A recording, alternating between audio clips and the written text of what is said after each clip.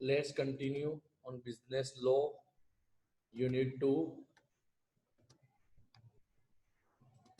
In this week, we will definitely complete our total unit 2 of business law. So please start learning. In the initial lecture, we have completed what are breach of contract, what is unlawful agreement, and what is the difference between unlawful and illegal agreement. What are the modes of discharge of contract, which means how contract comes to an end. Today, we will continue on the new topic, which is a short note, that is anticipatory breach of contract or discharge of contract by breach of contract. Breach means to destroy. It means the contracts comes to an end, either from both sides or from either one side. Let's start. What is anticipatory breach of contract? So, when one party without any lawful excuse fails or refuses to perform his duty under an obligation, it is called breach of contract. It means whenever one party, whenever there are certain conditions which we are going to discuss. But what is breach of contract? Breach of contract means a contract comes to an end. And what is anticipatory? It means when one party fail to or refuse to perform his refuse to perform his obligation, or he is not able to perform his duty, whatever mentioned in the agreement or the contract, it is called breach of contract. Breach of contract may be actual breach or anticipatory. What is actual breach of contract? When one party fail or refuse to perform his duty under a contract at the time of his performance, it is called actual breach of contract. यानी जब एक party अपनी जिम्मेदारी पूरी करने से हाथ अद्दर कर लेती है, या तो वो अपनी ड्यूटी परफॉर्म करने के लिए कैपेबल नहीं है, या वो अपना काम टाइम पे अवर नहीं करती, तो इसको अपने बोलेंगे actual breach of contract. Example देखिए, A agree to deliver goods to B on 1st June 2001.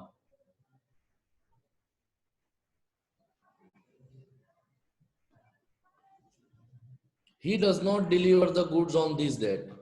सीधा बात है, जो तारीख को माल बेचने का दिया था उस दिन माल नहीं बेचेगा. This is called actual.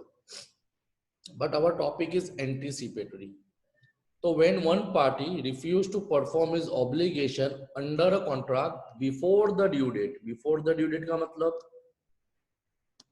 जैसे मैंने आपको बोला था कि भाई नेक्स्ट वीक तक आप लोग 3500 रुपए जमा करा जाओ, नेक्स्ट वीक तक. अब ध्यान देना, मैं कंप्लीट कंडीशन बता रहा हूँ, समझा रहा हूँ, आपको दिमाग में आएगा. सपोज आज 27 तारीख है बेटा, 5 तारीख तक आप लोगों को 3500 रुपए जमा कराने, 5 तारीख तक आप लोगों को 3500 रुपए जमा कराने और अपने मटेरियल्स क्लास से ले जाने. मगर मैंने 2 दिन बाद बोल दिया, 5 तारीख के पहले, 29 तारीख को दूसरा मैसेज दिया कि भाई 5 तारीख के पहले नहीं चले, उसके पहले मैं कॉन्ट्रैक्ट कैंसिल कर देता हूँ. तो उसको बोलते हैं एंटीसिपेटरी, यानी परफॉर्मेंस के पहले ही कॉन्ट्रैक्ट को परफॉर्म करने से मना कर देना. Anticipatory breach of contract can be express और इम्प्लाइड. एक्सप्रेस का मतलब रिटर्न या ओरल वर्ड से.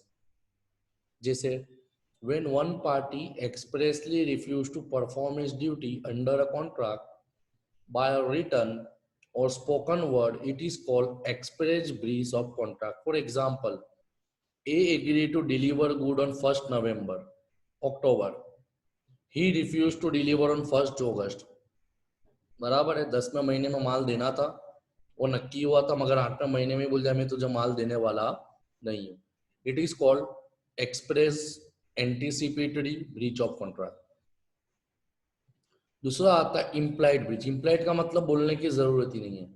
जैसे कि एग्जांपल पर कहता हूं, when perform promisor perform such act in such a way that performance of contract become impossible, यानी एक इंसान ऐसा काम कर देता है कि वो परफॉर्मेंस होने की शक्यता ही नहीं है, ऑटोमेटिकली वो इम्प्लाइड हो गया।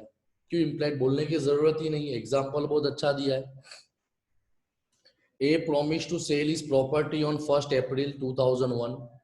Now, before this date, Mr. A sold this property to C. अप्रैल के अंदर बोला था मैं तुझे मकान बेचूंगा, मगर जनवरी फरवरी में उसने मकान किसी को बेच डाला, तो ऑटोमेटिकली इम्प्लाइड हो गया कि तुमको बोलने की जरूरत ही नहीं, मकान बिक चुका है। अब रेमेडीज क्या है कि अगर कोई ऐसा कॉन्ट्रैक्ट तोड़ता है तो सामने वाले के पास क्या पावर है? तो number one, the other party can rescind the contract, यानी सामने वाली पार्टी बोलेगी भाई तूने कॉन्ट्रैक्ट पूरा नहीं करा, मैं अब अपनी जिम्मेदारी पूरी नहीं करूंगा। Option number one. और he can immediately sue for damages, कि सपोज उसने कुछ एडवांस पेमेंट कर दिया था तो बोलेगा भाई जो नुकसान हुआ है नुकसान की भरपाई तुझे करनी पड़ेगी। या तो सबसे सिंपल प्रोसीजर है, he can decide to wait till the date of performance, या तो जब तक वो तारीख नहीं आती वहां तक उसको वेट करके तमाशा देखना पड़ेगा। ये तीन ऑप्शन सामने वाली पार्टी पे लगते हैं कि भाई उसको वहां तक ये चीजों पे ध्यान देना पड़ेगा। क्लियर? ये शॉर्ट नोट में आ सकता है। अब आता है मोस्ट टाइम पे क्वेश्चन नंबर 2, रेमेडीज। ऊपर तो हमने देखा डिस्चार्ज ऑफ कॉन्ट्रैक्ट, कि कॉन्ट्रैक्ट तोड़ेंगे, रेमिशन करेंगे, रेसिशन करेंगे, नोवेशन करेंगे, सुपरविंग इम्पॉसिबिलिटी, ऊपर बहुत सब पॉइंट पढ़ा हमने। By performance, by act, by impossibility, by mutual concern, 4 अलग अलग पॉइंट पढ़े। तो वो सब कॉन्ट्रैक्ट तोड़ने के तरीके थे, कॉन्ट्रैक्ट को खत्म करने के तरीके थे। अगर कोई वो खत्म करने के बाद है ब्रीच, ब्रीच मीन्स तोड़ना। अगर कोई कॉन्ट्रैक्ट तोड़ता है तो कॉमन है या तो मुझे अफेक्ट होगा या सामने वाली पार्टी को अफेक्ट होगा।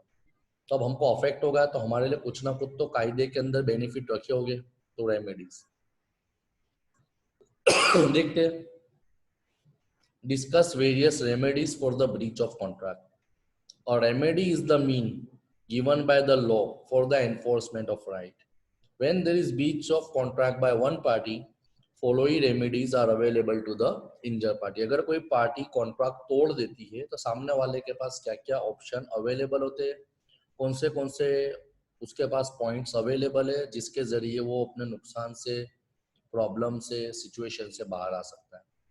डिटेल में देखते हैं तो पहला आता है रेस्किशन। तो रेस्किशन का मतलब क्या होता है कि सामने वाले ने बोला था ना कुछ कमी करो या ऐसा करो। देखो, when there is breach by one party, the other party may rescind the contract and refuse further performance. In such case he become free from all liability under the contract. सीधा के सामने वाले बोलता है कि यार थोड़ी मुद्दत दे दे, फिर मैं तुझे माल सप्लाई कर दूंगा। टाइम पे मान ले मैंने बोला करियो ही मत, मुझे तेरा माल पसंद ही नहीं, मुझे तेरा माल खरीदना ही नहीं। एग्जाम्पल देखो समझ में आएगा। D promise P to supply 10 bag of wheat on certain day. P agreed to pay the price after the receipt of the wood. नक्की हुआ था तू जिस दिन मुझे माल देगा उस दिन मैं तुझे पैसा दे दूंगा। अब डी ने पर्टिकुलर तारीख को माल सप्लाई नहीं करा, रिस्किशन का मतलब तोड़ना, सप्लाई नहीं करा, तो पी क्या बोलेगा? मैं भी अब तुझे पेमेंट करने वाला, क्योंकि माल मिला ही नहीं है। तो पी इज डिस्चार्ज, पी भी डिस्चार्ज हो जाएगा। The court may grant rescission in the following cases. अब कौन से केसेस है जहां पे कोर्ट इन्वॉल्व होगा? when the contract is voidable, सामने वाले को कोर्ट ना बोलेगी, प्लेंटिव मींस कि तू मत कर, मैंने जबरदस्ती बंदूक रख दी आपके सिर पे, यूं साइन कर ले, आपने साइन कर ली, मगर कोर्ट में प्रूफ हो गया कि भाई आपके साथ कॉन्ट्रैक्ट जबरदस्ती हुआ, तो कोर्ट बोलेगा सामने वाली पार्टी को, ऑपोजिट पार्टी को, भाई तुझे कॉन्ट्रैक्ट करने की कोई जरूरत नहीं है। Number 2, when the contract is unlawful. अगर कॉन्ट्रैक्ट अनलॉफुल, अनलॉफुल एग्रीमेंट क्या है ये यूनिट में अपने पहला क्वेश्चन पढ़ चुके हैं। However, द कोर्ट में रिफ्यूज टू रिस्किन द कॉन्ट्रैक्ट। मगर कितने केस ऐसे जहां पे कोर्ट क्या बोलेगा कि तुम कॉन्ट्रैक्ट चाहो तो भी कैंसल नहीं कर सकते। जैसे व्हेन द प्लेंटिफ चेंज, सामने वाले ने बोला मैंने तो मेरा काम कर दिया, मगर सामने वाला बोलता है मैं नहीं करूंगा, तो कोर्ट बोलेगा नहीं, तूने फायदा उठाया है, तुझे पेमेंट करना पड़ेगा। Where due to change in situation it is not possible to restore the party to the original position. क्योंकि कॉमन है, एग्जांपल के तौर पे मैंने मिस्टर फुरकान भाई को ऑर्डर दिया, कि भाई 20 तारीख को मेरे वहाँ पे एंगेजमेंट सेरेमनी है, आपको इतना माल सप्लाई करना है। 20 तारीख के दिन सुबह में फुरकान भाई बोलते भाई मेरे से माल सप्लाई नहीं हो सकेगा, कॉमन है, उनके माल सप्लाई नहीं करने से मेरे घर की इफेक्ट पड़ सकती है, मेरी मार्केट में वैल्यू खराब हो सकती है। तो कोर्ट बोलेगा आपको कैंसिल नहीं करना है फुरकान भाई, आपको कहीं से भी ये कॉन्ट्रैक्ट को पूरा करना पड़ेगा। सबसे बड़ा remedies. When the third party और रिक्वायर गुड फेथ, जरूरत नहीं है। इफेक्ट क्या है?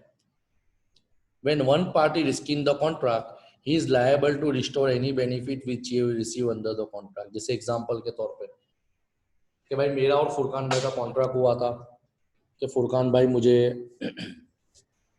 20 तारीख के दिन कुछ माल सप्लाई करेंगे, तो मैंने ऑलरेडी फुरकान भाई को 5,000 रुपये एडवांस दे दिए थे, मगर पर्टिकुलर डेट को फुरकान भाई अपना काम करने में नाकाम रहे, तो फुरकान भाई को 5,000 मुझे रिफंड कर देने पड़ेंगे। पहला इफेक्ट है कि सामने वाले ने काम नहीं करा है तो तुमने उसको कुछ बेनिफिट दिया है, तो बेनिफिट आप उससे मांग सकते हो।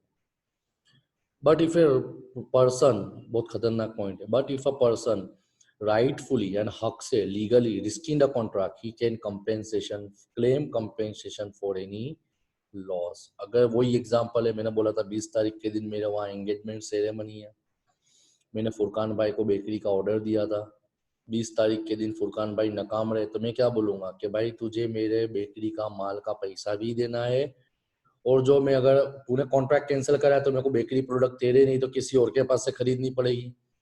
तेरे साथ मेरा डील हुआ था 20 रुपए में, अब मैं जिसके पास से खरीदने वाला हूँ वो बोलता है 40 रुपए, तो जो 20 रुपए का नुकसान है ना वो भी मुझे फुरकान भाई देंगे। तो ये इफेक्ट हुई, ये पहला हुआ रिस्किसन। सेकंड आता है स्यूट फॉर डैमेजेस। सीधी बात है, केस पढ़ोगे तो समझ में आएगा। When there is breach of contract by one party, it may result into loss to other party. कुछ ना कुछ तो नुकसान होगा। Here the injured party can sue for damages. तो जिसको नुकसान हुआ है वो डैमेजेस के लिए क्लेम कर सकता है। अब डैमेजेस क्या है? तो damages are the monetary compensation, monetary means पैसा, allowed to the injured party by the court for the loss suffered by him, awarded by the court to injured party। यानी वो ये कि कोर्ट डिक्लेयर करेगा, court involve होगा, भाई तेरे साथ कॉन्ट्रैक्ट तोड़ने करा, तो तूने कॉन्ट्रैक्ट तोड़ा, तो तेरे कॉन्ट्रैक्ट तोड़ने की वजह से सामने वालों को ये पर्टिकुलर नुकसान हुआ है, तो नुकसान की भरपाई तुझे करनी पड़ेगी। The main object of awarding damage is to put the injured party in the same position in which he could have been if he had performance or not the breach। यानी मकसद क्या होता है कि भाई तूने तो ना बोल दिया काम करने से एंड टाइम पे, तो तेरे वजह से सामने वाले को जो नुकसान हो रहा है तो उसकी भरपाई तुझे देनी पड़ेगी। बराबर। कोर्ट का मकसद सामने वाले को पनिश करना नहीं है, कोर्ट का मकसद वही है कि तेरी गलती है तो गलती की जितने भी भरपाई होगी वो तुझे ही अब भुगतनी पड़ेगी। This is known as doctrine of restitution. Underline कर देना, एमसीक्यू में आ सकता है।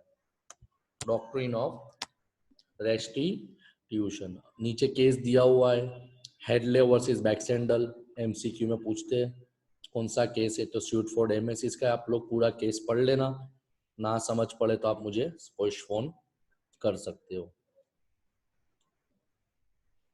अब इसके सूट क्या है? According to rules, when there is breach of contract, the injured party is entitled to such damages which are naturally arise in the usual course of thing, this related to ordinary damages। इसका मतलब नीचे पढ़ेंगे damages में कि भाई जो नुकसान हुआ है वही मांगेंगे, तुम कुछ एडिशनल नहीं मांग सकते। The injured party is entitled to such damages which the party knew when they made the contract and which are likely to arise from such breach, this related to ordinary। एक चीज repeat हो रही है। Such compensation is not be given for any remote or indirect loss sustained by the reason। यानी कोई उससे फालतू खर्चे में नहीं मांगूंगा, जितना मुझे डैमेजेस हुआ है, जितना मुझे नुकसान हुआ है, मैं उतने के ही सामने वाले पास से पेमेंट मांगूंगा। क्लियर? अब आते हैं टाइप्स ऑफ डैमेजेस। इसका तो पूरा नीचे नेक्स्ट क्वेश्चन डिटेल में भी आता है, शॉर्ट नोट के तौर पे भी। तो ऑर्डिनरी डैमेजेस का मतलब क्या होता है? सामान्य नुकसान। Ordinary damages means those damages which are arising directly or naturally from the breach of contract. Ordinary damages are calculated by finding out difference between contract price and market price। जैसे दाखला तरीके, मैंने फुरकान भाई साथ कॉन्ट्रैक्ट करा था 10 रुपए के, 10 रुपए का, भाई एक नान तुम मुझे 10 रुपए में दोगे। फुरकान भाई ने मुझे एंड टाइम पे माल सप्लाई करने को मना कर दिया। अब मार्केट में नान की कीमत चल रही है 14 रुपए, तो मैं फुरकान भाई के पास से 14 नहीं मांगूंगा, कितने रुपए मांगूंगा? डिफरेंस 4,000, कि भाई 10 रुपए तो मैं ऑलरेडी तुझे भी देने वाला था, मगर तूने कैंसिल करा तो मुझे बाहर से 14 रुपए में खरीदने पड़ रहे, तो 4 रुपए नुकसान होगा, उसको बोलते हैं ordinary damages. Second one is special damages.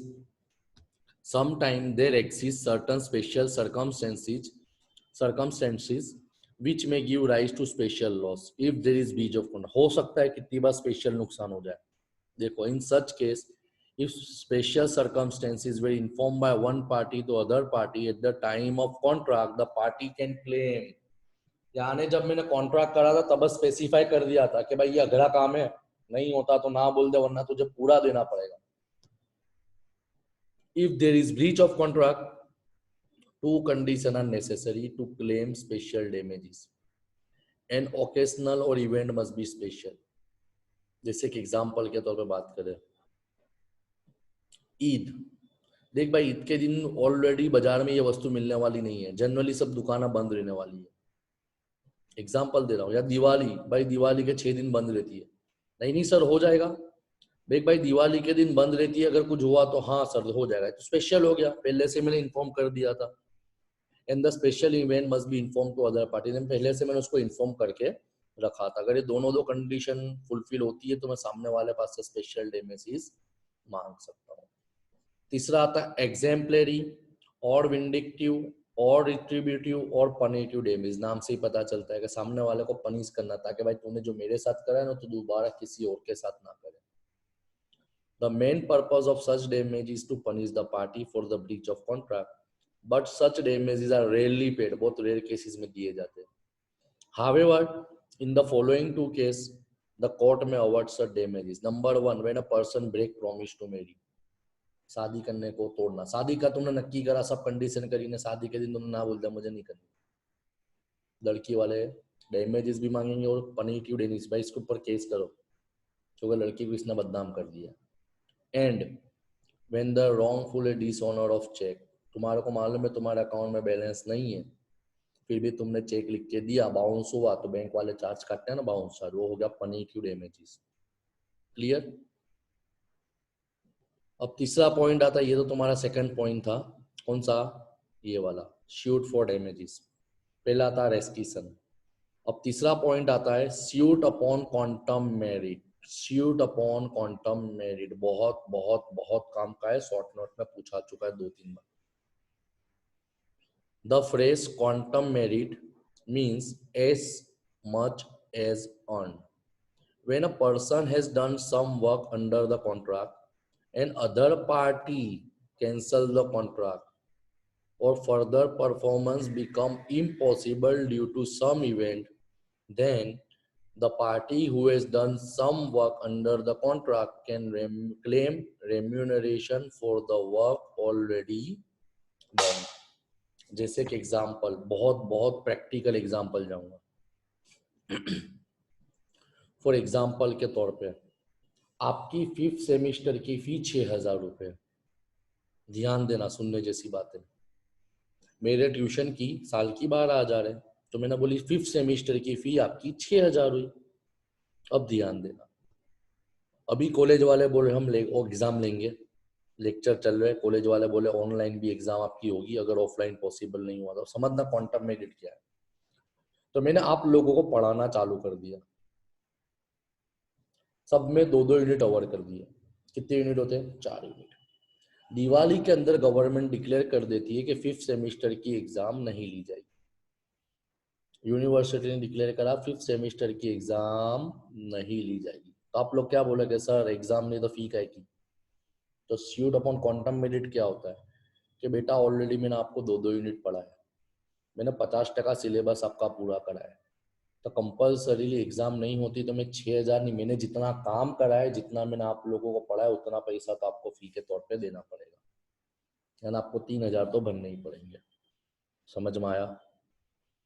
देखो example, a employee as to paint his entire house, but after as paint part of house, आधा मकान पेंट हो गया, ए रेप्यूटेड कॉन्ट्रैक्ट, ए क्या बोलता है? आप मुझे कलर नहीं करवाना, So S can ask remuneration for the work he has already done. तो कॉमन एस कितना बोलेगा, जितना कलर करा उतना मुझे पैसा मेरी मजूरी दे दो, उसको बोलते हैं suit from quantum merit. The claim for quantum merit arise in the following cases. ये कब होगा? When agreement is discovered to be void, यानी कॉमन है जितना काम हो चुका उतना दे दो, बाद में void डिक्लेयर हो गया तो ऑटोमेटिक कॉन्ट्रैक्ट कैंसिल हो जाएगा. When something is non gratuitously, मैंने भाई खुशी से नहीं पढ़ा है, मैं पढ़ा क्यों रहा हूँ कि भाई आप लोग मुझे फी दो. अगर मैं खुशी से पढ़ाता हूँ तो मैं क्लेम नहीं कर सकता. When there is express contract to service but there is no agreement as to remuneration. When the completion of contract has been prevented by the act of other party, तो अपने परत पढ़ा. When the contract is divisible, divisible का मतलब जैसे suppose मैंने ये 2 महीना पढ़ाया, 2 महीना पढ़ाई करी, उसके बाद हमारे फुरकान भाई ने ट्यूशन छोड़ दिया, तो भाई 2 महीना पढ़ाया तो 2 महीने का तो तुझे पैसा देना पड़ेगा ना. क्लियर? तो उसको बोलते हैं क्वांटम मेरिट. जितना काम परफॉर्म करा है उतना पेमेंट आपको करना पड़ेगा. When an indivisible contract is completely performed but badly, पूरा काम हो गया मगर कंप्लीट अच्छे तरीके से नहीं हुआ, तो भी जितना खराब करा है उसके हिसाब से तो दे. क्लियर? ये तुम्हारा हुआ पॉइंट नंबर 3 रेमेडीज में. अब पॉइंट नंबर 4 आता है स्पेसिफिक परफॉर्मेंस ऑफ कॉन्ट्रैक्ट. पद answer specific performance of a contract. In certain cases, the court may give direction to the part in breach to perform his promise according to the term of contract. This is special performance. Special means court order देता है कि आपको ये काम तो करना ही पड़ेगा. कब? तो special performance may be granted by the court in the following cases. Number 1, when monetary compensation is not an adequate relief. खाली पैसा सब कुछ नहीं है, कितनी बार पैसों के साथ साथ इज्जत पे बात आ जाती है. सामने वाले ने बोला भाई कितना नुकसान हुआ, दे दे. भाई नहीं, इज्जत पे आ रही है, तुझे उसके हिसाब से जब तो कोर्ट ऑर्डर देगा भाई इसकी इज्जत पे आ रही है, इसकी गुडविल पे इफेक्ट हो रही है, अब आपको कॉन्ट्रैक्ट पूरा करना पड़ेगा. उसको बोलते हैं special performance. Number 2, when there is no standard for ascertaining actual loss. Actual loss कितना होता है कॉन्ट्रैक्ट होने से वो खत्म समझ में ही नहीं आएगा, तो कोर्ट डिक्लेयर करेगा परफॉर्मेंस अब पूरा ही करो, छोड़ना नहीं. When the damages are adequate remedy. When the contract is not certain or is inequitable to either party. यानी कॉन्ट्रैक्ट जो तुमने करा वो सर्टन नहीं है, कंप्लीट नहीं है, पूरा नहीं है, क्लियर नहीं है, उसको बोलेंगे contract. Clear? When the contract is recoverable in nature. Contract ऐसा है जो रिकवर नहीं हो सकता. Clear? When the contract is made by trustee, basically अपने काम का नहीं है, जरूरत नहीं है. When the contract is of personal nature, example contract to marry, already मैंने बता दिया, तुम शादी की नक्की ली, शादी की तारीख नक्की की, फिर तुम कॉन्ट्रैक्ट नहीं तोड़ सकते because it will affect the goodwill of the other party. When the contract is made by a company in excess of its power, has been laid in the memorandum. Company ने अपने power से ज्यादा काम करना का, तो company contract company के ऊपर गवर्नमेंट लागू होगी, कोर्ट इम्प्लाई होगा और डिक्लेयर करेगा कि भाई आपको ये कॉन्ट्रैक्ट अब किसी भी हाल में कंप्लीट करना है. And the court can not supervise the performance. जहाँ पे कोर्ट को भी लगता है कि अब हमारे करने से कुछ होगा नहीं, तो कंपल्सरी कॉन्ट्रैक्ट को परफॉर्म करना पड़ेगा. And last topic is injunction. Point number 5 ये सुधारा कर लेंगे. पॉइंट नंबर 5 है एन इंजंक्शन का मतलब क्या होता है. An injunction is made of securing the specific performance of a negative term of contract. Negative term of contract. इसका मतलब क्या होता है? When a one party is in breach of negative term where he is doing something which is promised to do, the court may issue an order prohibiting him from doing it. Such order of the court is known as injunction. Example ध्यान देना. D agree to sing at P theater. D ने क्या बोला, मैं P के वहां पे गाऊंगा. And now whereas during certain period afterward D made a contract with another person to sing at another chorus and refused to sing at P theater. समझना बहुत बड़ी चीज है. मेरे को 5 लाख रुपए दिए कि भाई 5 लाख में आपको ये मकान इसको बेचना है, तो मैंने इसके साथ एग्रीमेंट कर लिया ना, कुछ दिनों बाद कोई आया भाई 6 लाख देता हो, तो मैं उसको बोलूंगा चल भाई 5 लाख वाले को जाना दो, 6 लाख वाले को मकान बेचना है। यहाँ पे आता है the court may issue an order to D not to sing anyway, कोई जगह मत जा, तू ना 5 में बेचना 6 में बेच, चलो पत गया कॉन्ट्रैक्ट। इसको बोलते हैं इंजेक्शन, क्योंकि इसमें कोई भी पार्टी को नुकसान होना नहीं चाहिए। क्लियर? अब तुम्हारे 2 क्वेश्चन बाकी रहते, डैमेजेस और उसके टाइप्स क्या है या कॉसी कॉन्ट्रैक्ट क्या है। इसके बाद तुम्हारा यूनिट 2 कंप्लीट कवर हो जाएगा। क्लियर? कोई डाउट हो, कोई प्रॉब्लम हो, definitely you can call me. And most important, आपका एडिशनल दूसरा भी मटेरियल्स आ चुका है, तो प्लीज़ आप लोग सेकंड इंस्टॉलमेंट जमा कराओ, मटेरियल्स ले जाओ। ऑलमोस्ट सब सब्जेक्ट का मटेरियल आ चुका है। Thank you.